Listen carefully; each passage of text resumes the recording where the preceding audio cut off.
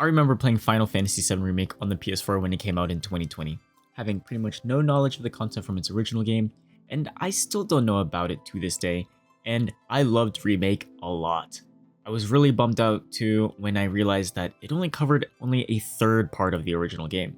5 years later, I have now completed the next third of the game, with, again, no prior knowledge except for that popular gif of Aerith.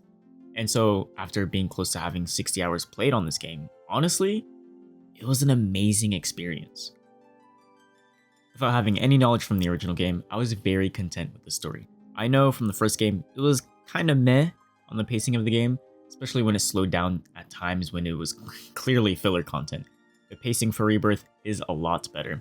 Yes, there are some sections that are just mini games or just walking around for a bit, but it never overstayed its welcome. And some of the slower story pieces said a lot of good, interesting lore about the world or the characters. And what's great about this entry is that it really focused on a few of the characters' past. It's kind of funny, there are a few weird tone shifts that happen really fast. 1 minute you're partying on a cruise, then the next you're fighting zombies, then you're at a resort and you're staring at Tifa a little longer than you should.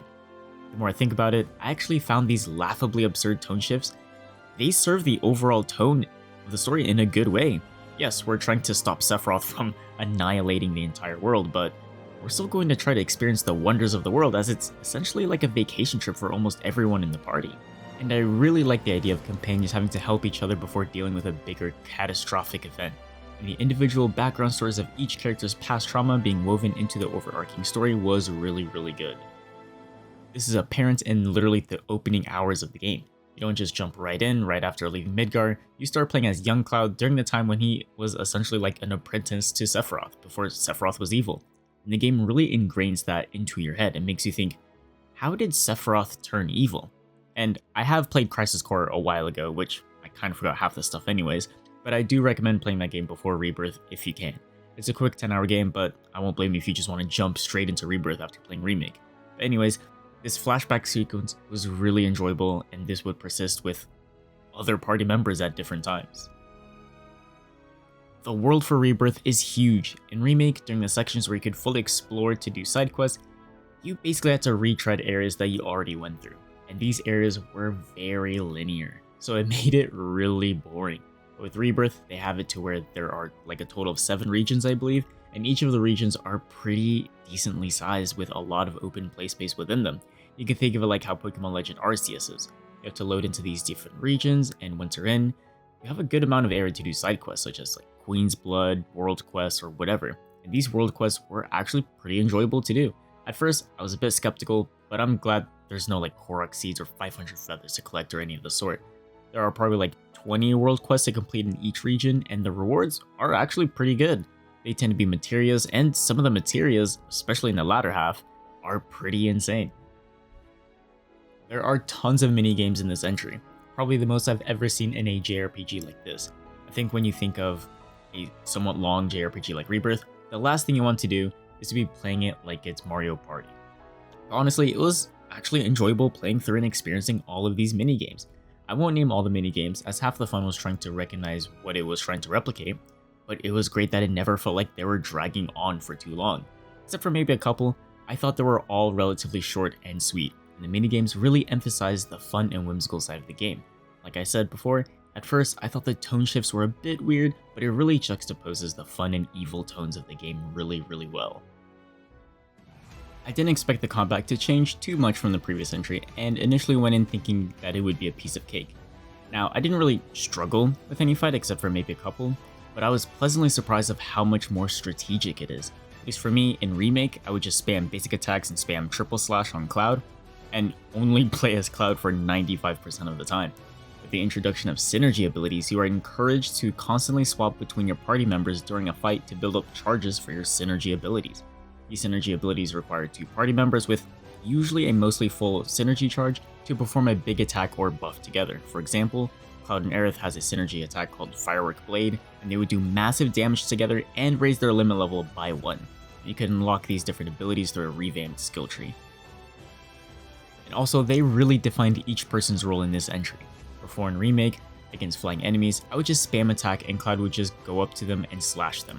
Now Cloud doesn't have the same hops as before, so you would need to use Aerith or Barret to bring them down, or use an ability that allows Cloud to do mid-air attacks, or someone else's ability, I think it was Yuffie that was able to do this, to bring them down. And not only that, I mentioned synergy abilities before, but there's also synergy skills. I know, kind of confusing, but these are also unlocked in the skill tree, but there's no requirement like synergy charges for them. As long as you have them unlocked with the right party member active, you can just let it rip. So going back to the flying enemy issue, I have a synergy skill between Cloud and Barret, where I would just need to hold the guard button and triangle, and I would do like a bullet deflect attack.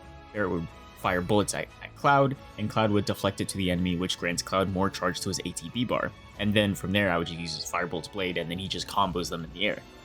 I thought this was very cool, being able to progress into something like this.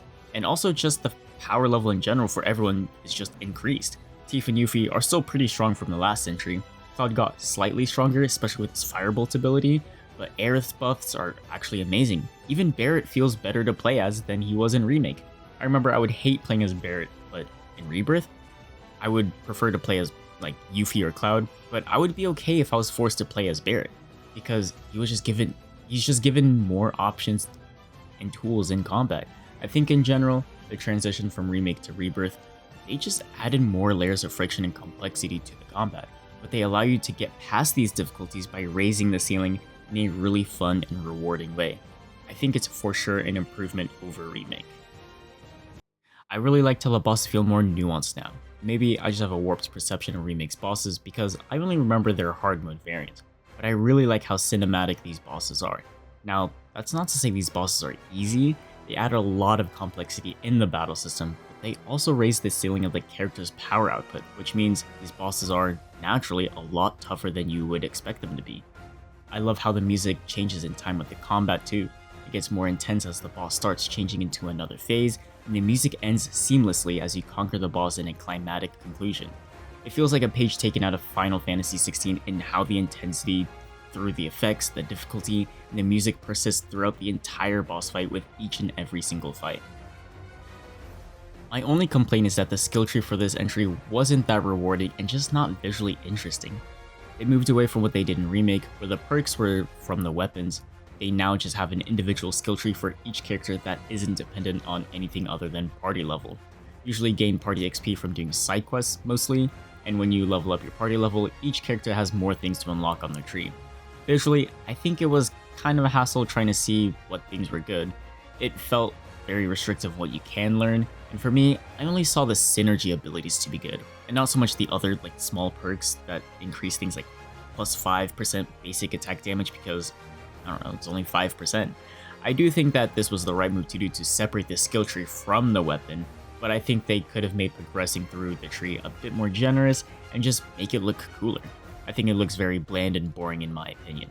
But really, that's my only main complaint about this entire game. Final Fantasy VII Rebirth is a wonderful game. The graphics, the characters, the combat, and everything about it is very entertaining, especially for someone who has not played the original game. I just can't wait to see the finale of this tale. The technical side of this being a PC port was also surprisingly really good. I know there were a couple of issues with their Final Fantasy XVI port last year, but at least for me, Rebirth was pretty much flawless. The only issue I had was Sephiroth walking into a wall very early in the game, and it was quickly fixed by loading up a new save file again. No crashes, no unreasonable stuttering, no texture pop-ins or any of the sort. I think if you have played Final Fantasy VII Remake, you should definitely buy this game. It's 100% worth its asking price.